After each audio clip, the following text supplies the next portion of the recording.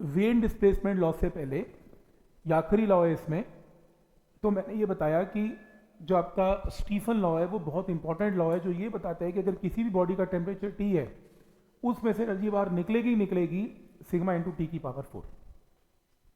Newton ने इस बात को समझा और उसने अपने प्रूफ बनाया उस लॉ को यूज करके कितनी देर में कोई बॉडी ठंडी होगी, तो उसने टेम्परेचर के चेंज के साथ टाइम का चेंज कैसे होगा उसने रिलेशन बना दिया। ठीक है, तो मतलब देखा जाए स्टीफन लॉ और न्यूटन का लॉ आपस में इंटर रिलेटेड है। सही है। अब है Wien's displacement law. Wien's Stefan आपस में इंटर रिलेटेड है। कैसे? देखो, वेन ये कहता, जब स्टीफन लॉ ने बताया कि कोई बॉडी एनर्जी बाहर निकालेगी, वेन डिस्प्लेसमेंट लॉ में वेन साइंटिस्ट ये बोलता है ठीक है एनर्जी बाहर निकलेगी, सही है, एनर्जी जो बाहर निकलेगी पर सेकेंड पर यूनिट एरिया उसकी वेवलेंथ क्या होगी। देखो ऑब्वियसली अब एनर्जी है तो रेडिएशन है, रेडिएशन की तो वेवलेंथ भी होगी, क्योंकि रेडिएशन निकल रही है in the form of electromagnetic waves, और जो ईएम वेव्स है इलेक्ट्रोमैग्नेटिक वेव्स हैं, उनकी कुछ तो वेवलेंथ होती होगी। तो वेन डिस्प्लेसमेंट लॉ ये कहता है कि उसकी वेवलेंथ क्या होगी।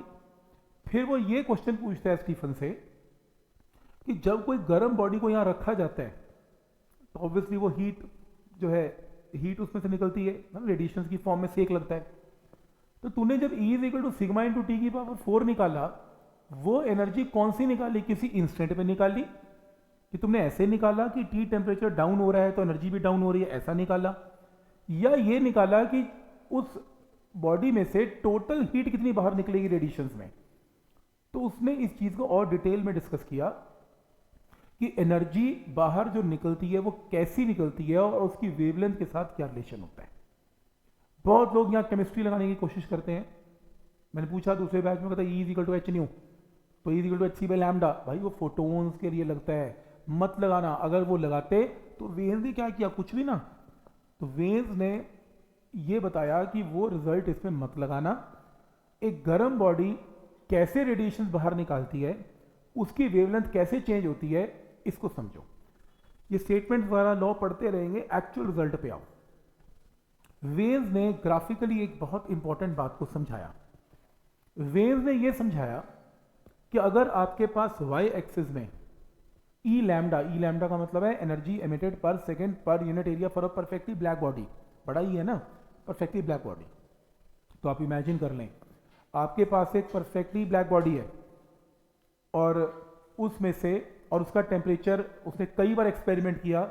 शुरू में मान लो उसका टेम्परेचर कितना है 998 केल्विन है, ठीक है। तो उसने उस बॉडी को 998 केल्विन पे रखा और उसने देखा कि बॉडी एनर्जी कैसे निकालती है। उसने एक चीज नोट की कि बॉडी की एनर्जी पहले E1 निकली और उसने वेवलेंथ उसकी निकाल ली λ1, और कैसे निकाली उसका काम तो हम इस डिटेल में नहीं जाएंगे, ठीक। तो उसने क्या किया, उसने एनर्जी निकाली E1 और λ1। अगले इंस्टेंट पे वो ये नोट करता है कि एनर्जी निकली E2 और उसकी वेवलेंथ थी λ2। अगले इंस्टेंट पे नोट करता है एनर्जी निकली E3, उसकी वेवलेंथ है λ3। मतलब उसको एक बात समझ में आ गई, एनर्जी हर इंस्टेंट पर क्या होती जा रही है? चेंज। कांस्टेंट एनर्जी नहीं। ये ना सोचना कि 10 जूल की एनर्जी निकल रही है पर सेकंड पर यूनिट एरिया, ऐसा नहीं हुआ। अगर ऐसा हुआ होता तो ये ग्राफ कैसे निकलते? बिल्कुल स्ट्रेट हो जाते कि लैम्डा बढ़ता जा रहा है और स्ट्रेट ग्राफ है। बिल्कुल स्ट्रेट नहीं आया। कैसा ग्राफ आया? शुरू में जब एक बॉडी का टेम्परेचर 998 है तो उसकी एनर्जी जो उसने निकाली एट अ वेवलेंथ λ1 वो काफी कम थी। तो जब λ2 वेवलेंथ निकाली तो एनर्जी ज्यादा थी, λ3 निकाली एनर्जी ज्यादा थी, और लैम्डा बढ़ाते जा रहे हैं तो लैम्डा की वैल्यू जब बढ़ती जा रही है एनर्जी ज्यादा होती जा रही है। एक ऐसी वैल्यू आई लैम्डा की जब एनर्जी मैक्स हो गई, एनर्जी जो बाहर फेंकी जा रही है वो क्या है? वो मैक्सिमम हुई। फिर उसके बाद अगली वेवलेंथ के ऊपर एनर्जी बढ़ने की बजाय क्या हो गई? घट गई, घटती गई, घटती गई, घटती गई। मतलब डिफरेंट वेवलेंथ की रेडिएशन निकली और एनर्जी भी डिफरेंट निकलती गई कॉरस्पॉन्डिंग टू डिफरेंट वेवलेंथ्स। उसने ग्राफ प्लॉट कर लिया और ग्राफ उसका कुछ ऐसा आया। ये डिस्ट्रीब्यूशन ऑफ ग्राफ आ गई, ठीक। ये उसका रिसर्च का काम है, उसने मैथमेटिकल इसकी एक्सप्लेनेशन दी होगी, हमने नहीं करनी। हम सिर्फ रिजल्ट देख रहे हैं और उसको एप्लीकेशन सिलेबस में है कि अप्लाई कैसे करना है। तो उसने ये रिजल्ट निकाला। अब उसने क्या किया? उसने कहा कि ठीक है एक काम करते हैं, कि हम इसको टेम्परेचर को इंक्रीज करते हैं बॉडी की और फिर एक्सपेरिमेंट को रिपीट करते हैं। जब एक्सपेरिमेंट को 1095 पे रिपीट किया तो फिर से डिस्ट्रीब्यूशन कॉन्टिन्यूस, इसे बोलते हैं कॉन्टिन्यूस डिस्ट्रीब्यूशन, और इस लैम्डा की मल्टीपल वैल्यूज को बोलते हैं स्पेक्ट्रम। शायद इसमें सुना आपने, स्पेक्ट्रम सुनते हैं कि मल्टीपल लैम्डास, कि लैम्डा हर इंस्टेंट पर चेंज होता रहता है, उसे बोलते हैं कलेक्शन ऑफ वेरियस लैम्डास को स्पेक्ट्रम बोलते हैं। तो वेवलेंथ का स्पेक्ट्रम आया, एनर्जी भी कॉन्टिन्यूस आई। कॉन्टिन्यूस का मतलब ए ग्राफ नहीं आया, कॉन्टिन्यूसली अपनी वैल्यू को क्या कर रही है, चेंज करती हुई आई। तो जब उसने टेम्परेचर को इंक्रीज किया ग्राफ, हाँ नो डाउट एनर्जी रेडिएटेड ज्यादा आई, नो डाउट, और ज्यादा टेम्परेचर पे और ज्यादा आई, पीक वैल्यू बढ़ती गई। लेकिन पॉइंट ये है जो नोट करने वाला था, वो कहता है जब मेरा टेम्परेचर लो था तो ये वो वैल्यू है जब मेरी पीक वैल्यू आई थी। तो इस लैम्डा की वैल्यू पे मेरी वैल्यू पीक थी। इस लैम्डा की वैल्यू को रिप्रेजेंट करता है बाय लैम्डा एम।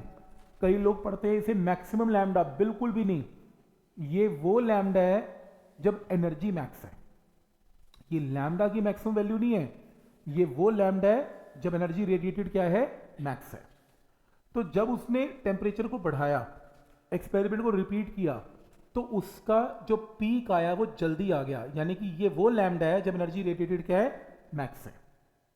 फिर उसने यहां पर लिया, इस पॉइंट पर ये वैल्यू ली, ये क्या है, लैम्डा एम, लैम्डा मैक्स है।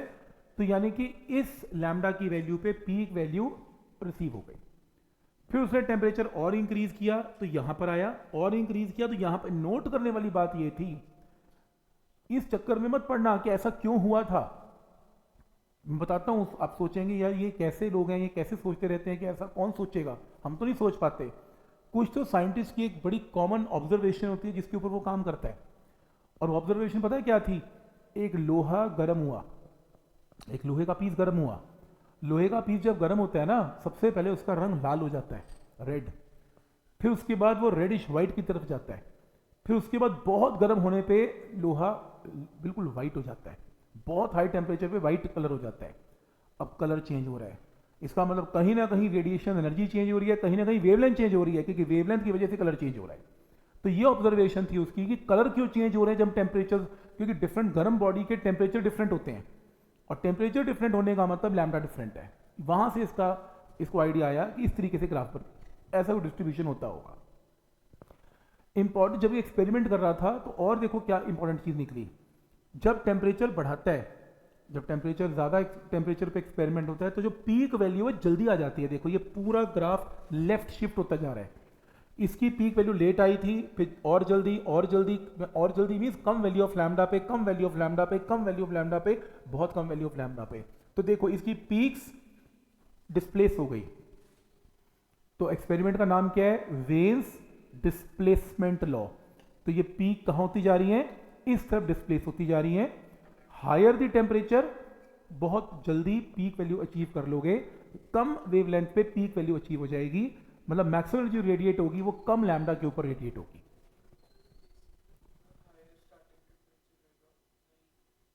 उतनी छोटी वैल्यू ऑफ लैम्डा पे पीक आ जाएगा। ये ग्राफ है। अब सोचने वाली बात यह है कि फिर उससे हुआ क्या, मतलब ठीक है पीक आ गया, सब कुछ ठीक है, डिस्ट्रीब्यूशन पता लग गया, कॉन्टिन्यूस है, मतलब इससे फायदा क्या हुआ ये देखो। उसने 2-3 चीजें ऐसी निकाली जिससे कि मानना पड़ा लोगों को कि इसकी रिसर्च एकदम परफेक्ट है। पहली चीज, स्टीफन ने क्या कहा था, स्टीफन ने कहा था कि अगर आप कोई भी टेम्परेचर ऑफ बॉडी लोगे तो कितनी एनर्जी बाहर निकलती है, sigma into T raise to power 4, right. जब उससे पूछा कि ये लॉ सही है, उसने कहा बिल्कुल सही है, तुम किसी भी टेम्परेचर पे तुम कुछ मत करो, इसके अंडर एरिया निकाल दो, इसका एरिया निकाल दो। अगर तुम इसका एरिया निकाल दो और तुम चेक करो एरिया कितना आया, वो एरिया एग्जैक्टली यही आएगा, सिग्मा इंटू टी की पावर 4। मतलब कि स्टीफन ने आपको एरिया अंडर दी कर्व दे दिया था और वेन्स ने आपको डिस्ट्रीब्यूशन बताया कि एनर्जी ऐसे डिस्ट्रीब्यूटेड होती है, और जबकि दोनों रिजल्ट्स एकदम सेम है तो इसका एरिया आपको सिग्मा इंटू टी की पावर 4 ही देगा। तुम अगर टेम्परेचर बढ़ा दोगे तो तुम्हारा एरिया अंडर दी कर्व भी क्या हो जाएगा, काफी ज्यादा हो जाएगा, क्योंकि टेम्परेचर बढ़ने से ई की वैल्यू भी बढ़ जाएगी। पॉइंट क्लियर है। मतलब ये ग्राफ एब्सोल्युटली इसलिए करेक्ट है क्योंकि दोनों लॉज एकदम सही रिजल्ट देते जा रहे हैं। और मैथमेटिकली उसने ऐसा किया होगा, वैसे आपकी नॉलेज के लिए बता रहा हूं, अगर कोई पेपर में आ जाए ऑब्जेक्टिव कि उसने एक स्मॉल, इसका एरिया कैसे निकलता है, एक स्मॉल पोर्शन ले लें, इस स्मॉल पोर्शन की वेवलेंथ कितनी है, डी लैम्डा है, और मान लो इसके कॉरस्पॉन्डिंगली ये ई लैम्डा है, तो इस रेक्टेंगल का एरिया क्या बनेगा, ई लैम्डा इंटू डी लैम्डा। ई लैम्डा का मतलब energy at a particular instant. ये स्मॉल एरिया है, टोटल एरिया निकालने के लिए क्या करनी पड़ेगी, इसकी इंटीग्रेशन। तो अगर मैथमेटिकली तुम्हें E as a function of lambda आ जाए, मतलब सोचो एक ऑब्जेक्टिव एनसीईआरटी में तो नहीं आएगा, मतलब ई लैम्डा के साथ चेंज हो रहा है, लैम्डा स्क्वायर प्लस 1, और तुम्हें स्टीफन लॉ लगाने को कहे कि बताओ टोटल कितनी एनर्जी रेडिएट हुई, तो तुम ये फंक्शन को यूज करके इंटीग्रेट करके आंसर निकाल सकते हो। तो ये उसने मैथमेटिकली और ग्राफिकली दोनों को मैच करवाया। तो ये वेन डिस्प्लेसमेंट लॉ है। और सबसे कमाल की चीज देखो क्या आई, आप सोच भी नहीं सकते इससे कितना फायदा हुआ। अभी खत्म नहीं हुआ इसकी रिसर्च, अभी देखो आप सोचेंगे कि ठीक है पता लगी डिस्ट्रीब्यूशन, उससे क्या हुआ, इसने स्टार के टेम्परेचर निकाल दिए जहां तुम जा भी नहीं सकते। कैसे, स्टार की पहले इसने लॉ बनाया, अपना लॉ इसने ये बनाया, उसने ये कहा लॉ में कि higher the temperature lower value of lambda पे पीक अचीव हो जाती है। तो यानी कि हम ऐसा बोल सकते हैं कि लैम्डा एम का मतलब मैक्सिमम लैम्डा नहीं है, वो लैम्डा की वैल्यू है जब एनर्जी मैक्स है। तो lambda inversely proportional to T है, या lambda into T is a constant है। तो यानी कि जितना हायर टेम्परेचर पे बॉडी होगी उतनी कम वैल्यू ऑफ लैम्डा पे पीक अचीव हो जाएगी, राइट। अब सोचो जो स्टार से लाइट आ रही है उसकी हीट भी आ रही होगी, तो वहां से लाइट और हीट की हेल्प से हम उसकी डिस्ट्रीब्यूशन कैलकुलेट कर लेते हैं। और हमें अगर ये पता लग जाए कि वहां से लैम्डा एम कितना है, वहां से 1 मिनट में स्टार का टेम्परेचर आ जाएगा कि lambda into T is a constant. ये फायदा है इस लॉ का। तो इसने स्टार्स मून तक के टेम्परेचर को निकाल दिया बाय यूजिंग लॉ। तो lambda into T is a constant को ब्रैकेट में डालें, इसको बॉक्स में डालें, और बी कांस्टेंट को बी से रिप्रेजेंट करते हैं, इसको वेन्स कांस्टेंट बोलते हैं। इसकी वैल्यू याद रखनी है 2.9 इंटू 10 की पावर -3 यूनिट्स क्या है, लैम्डा के यूनिट्स क्या है, मीटर, टेम्परेचर के केल्विन, मीटर केल्विन। कभी कभी ये सेंटीमीटर केल्विन देता है, कभी कभी मीटर केल्विन देता है, डिपेंडिंग वो क्वेश्चन कैसा करवाना चाहता है, सीजीएस या एसआई। तो ये नोट कर लें, metre kelvin, lambda into T is a constant. इस कांस्टेंट की वैल्यू भी याद करनी पड़ेगी, ज्यादातर क्वेश्चन में गिवन होती है, बट अगर नहीं गिवन तो कोई, मैंने बहुत क्वेश्चन देखे हैं जो दी भी नहीं होती, तो याद करनी पड़ेगी 2.9 इंटू 10 की पावर -3। याद करने का तरीका 2.9 किसके करीब है, 3 के करीब है, और पावर भी कितनी है, 3 ही है, तो 2.9 के आसपास है इंटू 10 की पावर -3। तुम जैसे मर्जी याद कर लेना, ठीक। अब इसमें वेन डिस्प्लेसमेंट लॉ के अकॉर्डिंगली ये बताया जाता है total energy radiated by a black body is not uniformly distributed over all the wavelengths. हर डिफरेंट वेवलेंथ पे एनर्जी डिफरेंट है, but is maximum for a particular wavelength lambda M. तो lambda M के लिए वो मैक्सिमम रहती है। तो Wien displacement law states that, तो Wien's displacement law states that wavelength lambda m corresponding to which energy emitted by a black body is maximum is inversely proportional to absolute temperature। ये मैंने बता दिया। कैसे idea आया, when iron piece is heated in a hot flame color first becomes dull red, फिर reddish yellow and finally white। this is in accordance with Vane's law because with increasing temperature emission of energy is maximum corresponding to smaller wavelength। तो colour इसलिए change हो रहे हैं क्योंकि lambda इसमें पक्का change हो रहा है। तो distribution of energy in a black body spectrum यही बता रखा है कि जब कोई ब्लैक बॉडी को हीट करते हैं it emits heat radiation of different wavelengths, बता दिया लैम्डा डिफर करेगा। When these wavelengths are arranged in increasing order we get black body spectrum. तो बेसिकली ये क्या आया, ये ब्लैक बॉडी स्पेक्ट्रम है जिसमें एनर्जी जो है वो डिस्ट्रीब्यूशन शो की जा रही है। साइंटिस्ट हमेशा कोई भी रिजल्ट देता है उसकी कंक्लूजन जरूर देता है, कंक्लूजन के ऊपर क्वेश्चंस आते हैं। तो पहला कंक्लूजन है at each temperature a black body emits continuous heat radiations spectrum, the energy is not distributed equally among all the wavelength, ये हमने देख लिया, एनर्जी डिफरेंट वेवलेंथ पे डिफरेंट है। सेकेंड है energy associated with radiation of a particular wavelength increases with increase in temperature. तो temperature जब बढ़ता है तो एनर्जी की वैल्यू पर्टिकुलर वेवलेंथ के अकॉर्डिंगली बढ़ती है, देखो ना ग्राफ बढ़ता जा रहा है ऊपर की तरफ। As the wavelength increases energy emitted increases reaches the maximum for a particular wavelength lambda M and then decreases. तो पहले कम, फिर लैम्डा एम के कॉरस्पॉन्डिंगली मैक्सिमम और फिर कम। The wavelength lambda M of maximum emission shift towards the lower wavelength side as the temperature of black body increases। बता दिया जब तुम टेम्परेचर बढ़ा रहे हो ये पीक लेफ्ट की तरफ शिफ्ट हो रही है और क्या लॉ फॉलो कर रही है, lambda into T is a constant. ये बता दिया area under the curve represent total energy emitted by a perfectly black body पर सेकंड पर यूनिट एरिया। बता दिया स्टीफन लॉ इसके अंदर फॉलो होता है और एरिया क्या शो करता है ये भी हम डिस्कस कर चुके। तो इसे स्टीफन बोल्ट्जमैन लॉ के साथ बोलते हैं, कंबाइन किया गया। तो black body radiation curves are universal, they depends only on temperature and not on the size या shape of the black body. सिर्फ टेम्परेचर देखा जाता है और कुछ नहीं देखा जाता, शेप यहां पर मैटर नहीं करती। ठीक, तो वेन्स के न्यूमेरिकल कैसे आते हैं इसको एक बार डिस्कस करते हैं। और उससे भी पहले एक और चीज, वेन डिस्प्लेसमेंट लॉ मैंने किसी और बुक से भी लिखा हुआ था, ये रहा, उसके कंक्लूजन में बता देता हूं। अलग अलग बुक्स के कुछ वर्डिंग अलग होती है और कुछ नहीं है। तो इसी में लिखी हुई है कि ये जो वैल्यूज़ हैं ई लैम्डा या ई ब्लैक बॉडी लो या ना लो, सबका डिस्ट्रीब्यूशन सेम ही रहता है। तो इसमें लिखा हुआ है जो कोने की वैल्यूज़ हैं, these values do not have significant contribution, only peak value has significant contribution. मतलब ये जो वैल्यूज़ हैं ये वाली साइड वाली, इसमें इतना एनर्जी में कॉन्ट्रीब्यूशन नहीं है। पीक वैल्यू इसलिए क्योंकि पीक वैल्यू ऊपर होती है और एरिया ऊपर के ग्राफ का काफ़ी बड़ा आता है, ऐसे बड़ा आता है, तो ज़्यादातर एनर्जी पीक के साथ एसोसिएटेड रहती है।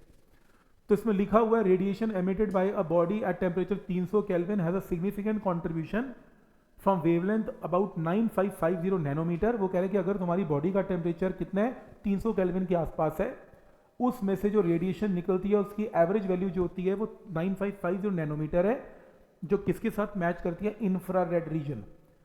300 केल्विन तो होता ही कुछ नहीं, 27 डिग्री सेल्सियस है, सेक मारती है बॉडी, उस सेक को क्या बोलते हैं, इंफ्रा रेड रेज, ये रही इंफ्रा रेड रेज।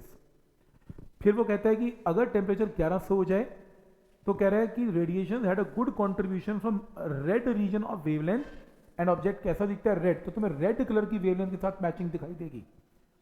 मतलब अगर छोटा टेम्परेचर है तो इंफ्रा रेड के साथ मैच करेगी, और अगर बड़ा टेम्परेचर है तो रेड कलर। तुम कहोगे रेड कलर का क्या सिग्निफिकेंस है, रेड कलर की अगर तुम लेजर लाइट लो, उसकी जो वेवलेंथ है, जो लाइट है वो इलेक्ट्रोमैग्नेटिक रेडिएशन होती है। इंफ्रारेड रेज भी इलेक्ट्रोमैग्नेटिक है, लाइट भी इलेक्ट्रोमैग्नेटिक है। तो अगर 300 केल्विन है तो आपकी जो रेडिएशंस हैं वो इंफ्रा को मैच करती हैं, और अगर मान लो आपका टेम्परेचर ज्यादा है तो रेड कलर की वेवलेंथ के साथ मैच करती है, तभी उसका रंग लाल हो जाता है।